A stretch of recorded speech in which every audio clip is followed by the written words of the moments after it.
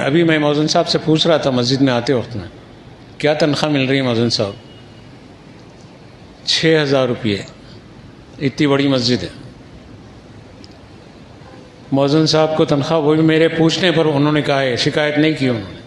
میں اللہ کے گھر میں ٹھہر کے بول رہا ہوں کہ کبھی اس بندے نے مجھ سے نہیں کہا کم بیٹا اٹھ کے ٹھہرو، آپ 1 منٹ اٹھ کے ٹھہرو، بیٹھ جاؤ۔ اگر میرا بیٹا 6,000 میں لا کے ملازم رکھ سکتا ہوں، قوم کی دلوں کی سختی کا اندازہ لگاؤں، اور اس کے بعد آ کے یار لوگ یہاں پر حکومت چلاتے ہیں تو جورو پہ نہیں چلتی ہے، جورو کے جوتے کھاتے ہیں گھروں میں، بیٹے لات مار کے نکال دے رہے ہیں، بیٹوں کے لات اور گھوسے کھا رہے ہیں، آ کے مسجد کے امام پر، مسجد کے مؤذن پر دادا گیری ہے۔ کل ایک نالائق مسجد میں آیا عصر میں، آ کے وہ کہہ رہا ہے اس امام کے پیچھے نماز نہیں ہوتی، فتویٰ بھی جھاڑ دے رہے ہیں۔ اور جس کے سامنے بولا وہ صاحب نے ہم سے کہا کہ بھائی وہ یہ بول رہے ہیں۔ میں پوچھا کہ پوچھنا تھا کہ کیوں نماز نہیں ہوتی؟ بولے کہ وہ آ کے ڈائریکٹ آ کے عصر کی نماز پڑھا دیا، اس لیے اس کے پیچھے نماز نہیں ہوتی۔ اللہ اکبر، یہ کہاں کا فتویٰ لایا رہے؟ عصر کی سنت موقدہ نہیں ہیں، معلوم ہے نا؟ اور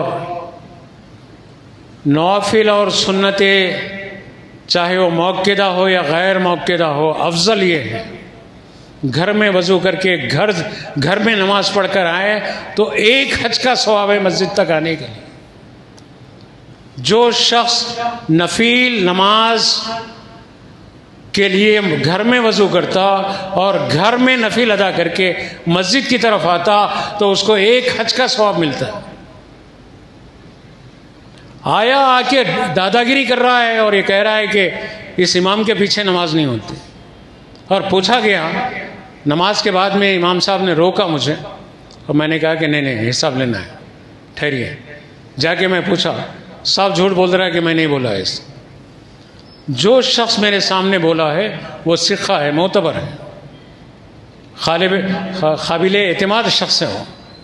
اب ڈر کے بول رہا کہ میں ایسا نہیں بولا، ویسا نہیں بولا، میرے کو جانتے ہیں پہچانتے ہیں، میرے گھر میں 2 جامع نظامیہ کے عالم ہیں۔ ارے بہت سارے لوگوں کے گھروں میں عالم ہے، جامع نظامیہ کے بھی ہے، جامع ازہر کے بھی ہے، لیکن بعض عالم، میں کسی کا نام نہیں لے رہا ہوں اور کسی مدرسے کے خلاف نہیں بول رہا ہوں اور ڈر کے نہیں بول رہا ہوں، نہیں، سچائی کے لیے بول رہا ہوں۔